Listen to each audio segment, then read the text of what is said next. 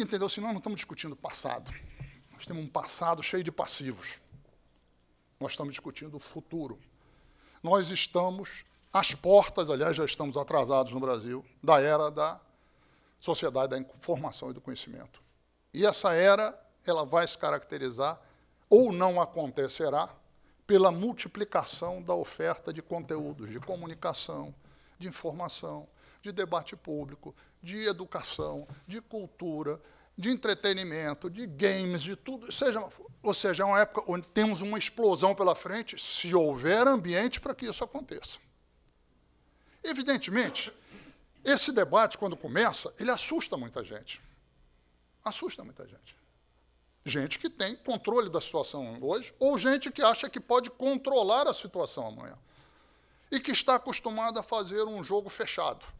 E que teme um jogo público, aberto e transparente. E aí vem a história de que isso é um atentado contra a liberdade de imprensa, que isso é censura. Isso tudo é conversa mole para boi dormir. Isso tudo é uma cortina de fumaça. Isso tudo é uma tentativa de interditar um debate público aberto e transparente. Eu posso falar com absoluta tranquilidade. Eu sou visceralmente contra qualquer tipo de censura. Isso não é uma atitude minha de hoje.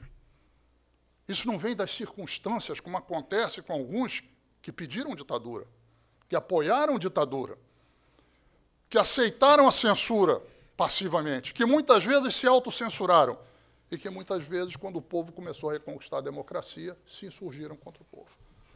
Eu lutei contra a ditadura do primeiro ao último dia dela.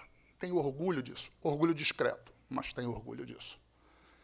Eu sou filho de jornalista que enfrentou ditadura, enfrentou prisão e enfrentou censura.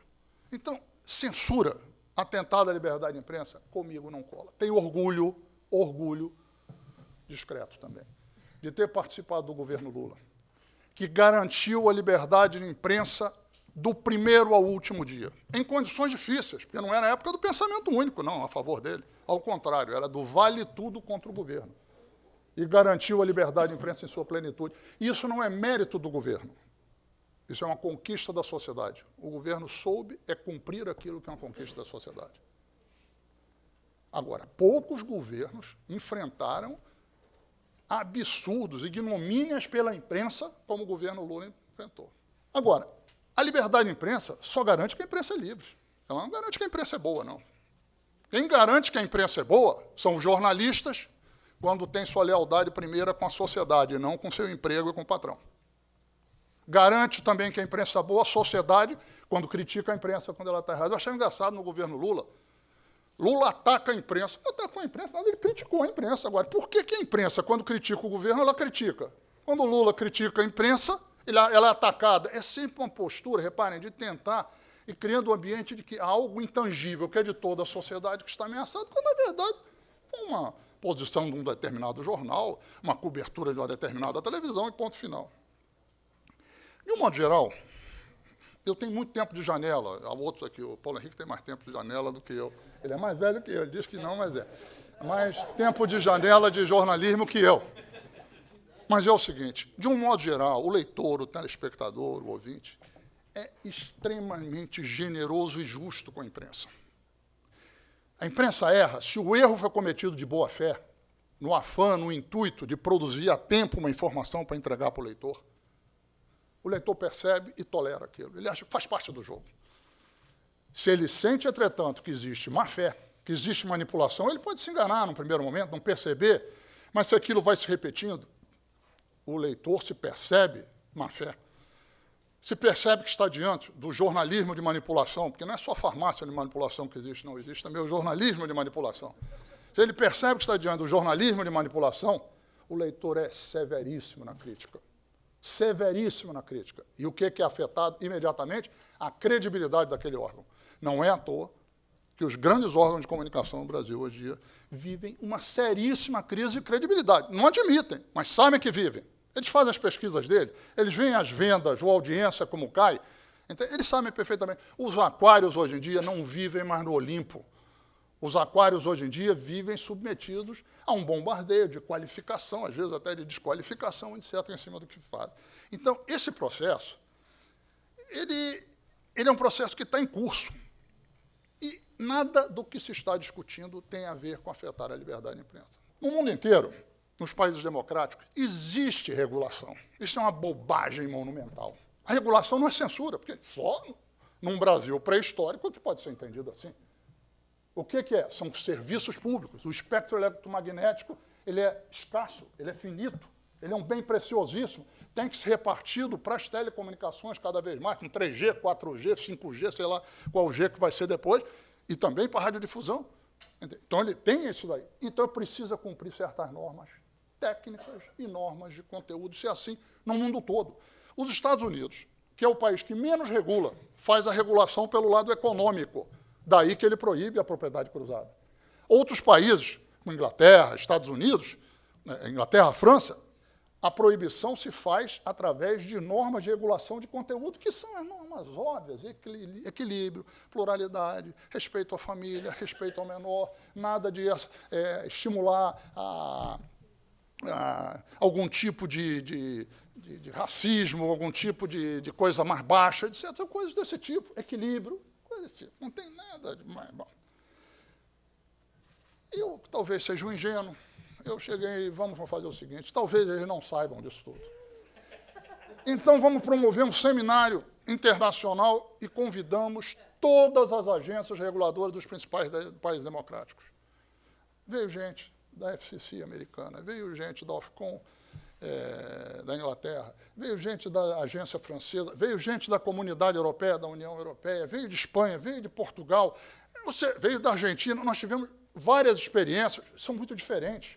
Alguns têm uma agência, outros têm duas agências, alguns regulam mais pela coisa econômica, outros regulam mais por normas definidas em conselho, mas todos fazem algum tipo de regulação. E tem mais. As próprias indústrias acham isso necessário. Por quê? Porque isso facilita a vida que segue. Ao invés do cara ficar intranquilo, inseguro do que eu posso ou não posso fazer, fica claro, isso não dá, isso pode. Se ele acha que alguma coisa que foi definida que não pode vir a poder, ele vai, recorre, ele tem uma base para tudo isso. Eu queria aconselhar a vocês, quem puder, estiver interessado no debate, isso está tudo no site do seminário, www.convergenciademídias.com, não tem acento nem convergência nem mídia.gov.br. Está tudo lá, em texto, em áudio, em vídeo, onde são as agências dizendo como fazem. Foi um debate interessantíssimo. Óbvio que a imprensa só conseguiu ver naquilo um atentado à liberdade de imprensa. O Brasil mudou. O Brasil é uma sociedade mais complexa, mais democrática, mais gente participando, menos figurão falando com a voz absoluta de Deus, entende? Quer dizer, você tem muito mais movimento, entende? Eu acho que tudo isso joga a favor de um debate dessa natureza. Se no Occupy Wall Street é 1 contra 99, nessa questão, se nós soubermos trabalhar, é 0,001 contra 99,999. Porque interessa a maioria da sociedade, a esmagadora, todo mundo, maior oferta, maior pluralidade. Basta que haja debate. O que nós precisamos é que haja debate. Equilíbrio. Eu acho que a gente devia tomar muito cuidado para não sair distribuindo bordoada para tudo que é lado à toa. Num debate como esse, nós temos que construir maiorias, nós temos que persuadir. Mais do que gritar, nós temos que convencer. Mais do que declarar princípios, nós temos que formular alianças, fazer alianças. Não é algo fácil. Até porque nós estamos acostumados a sentar mamona. Eu acho que sentar mamona nós não vamos ganhar essa. Tem que saber o seguinte, como que vamos avançar. Então precisa ter equilíbrio nisso. Não é porque o outro lado grita que eu vou gritar, não é porque o outro lado agride que eu vou responder na mesma maneira. Nós temos, do ponto de vista democrático, vai além do problema das comunicações, nós temos um problema sério, assim, não é porque os nossos adversários, aqueles que resistem às democracias, são pessoas brutas, são pessoas que muitas vezes passam por cima de qualquer princípio, que nós não vamos adotar os mesmos métodos dele para combatê-los.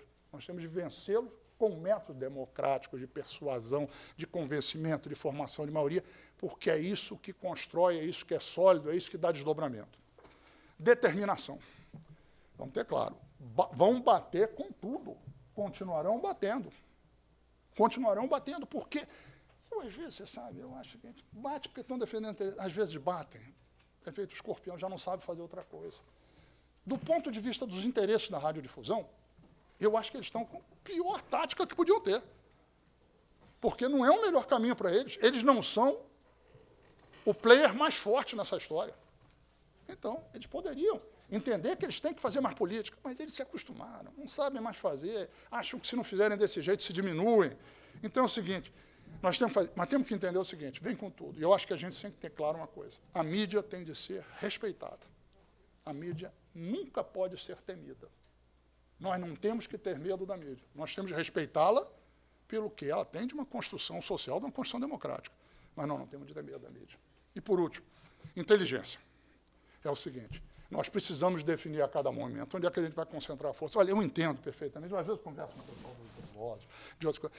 A bronca é uma coisa tão grande que a gente sai... mas é o seguinte, não adianta botar bronca para fora. A gente tem que ter inteligência. O que eu acho que é a grande questão hoje em dia? É concentrar numa questão. Queremos um debate público, aberto e transparente sobre essa questão. O que vai ser? Se vai usar o fio assim, na discussão veremos. Hoje em dia, o que nós temos que pedir é isso e pressionar o governo para que ele lidere esse processo. Porque ninguém pode fazer em melhores condições da liderança desse processo que o governo. Concluindo, por favor, concluindo é o seguinte, eu acho que nós podemos propor a todos um terreno comum para a discussão do marco regulatório. A todos. Isso vale a sociedade, a organização da sociedade civil, isso vale para os empresários das telecomunicações, isso vale para os empresários da radiodifusão, a todos. Um terreno comum. O terreno é isso aqui. A Constituição da República Federativa do Brasil. Nada se fará que arranhe a Constituição. Mas não se deixará de lado nada que esteja na Constituição. Eu estou aqui numa casa de juristas. O que eu acho que nós precisamos, e aí os advogados, os juízes, os desembargadores jogam um papel importante, é o seguinte, a Constituição não é para ficar na prateleira. A Constituição é para reger a relação entre os cidadãos. Se esse debate se der em torno de um terreno que é aceito, acatado, respeitado por todos os brasileiros, o terreno da Constituição cidadã, eu acho que nós podemos avançar. Nada que arranhe a Constituição, nada que fique de fora daquilo que está na Constituição, nada que fira a Constituição, mas não se mande a Constituição para a geladeira. Se nós fizermos isso, nós estaremos respondendo a todas as questões que eu levantei aqui. A todas, sem exceção. Isso está tudo na Constituição. Liberdade de imprensa, respeitar os princípios da privacidade, da honra, do direito à imagem, da inviolabilidade do lar, do equilíbrio, respeitado que não pode ter campanha de difamação, cotas regionais, cotas de produção independente, não pode ter oligopolização. Está tudo ali, está tudo na Constituição. A questão é a seguinte, queremos a Constituição ou não? Eu acho que se nós exigirmos e nos batalharmos por um debate público, aberto e transparente, tendo como terreno para discussão a Constituição, eu acho que nós ganhamos esse debate. Muito obrigado.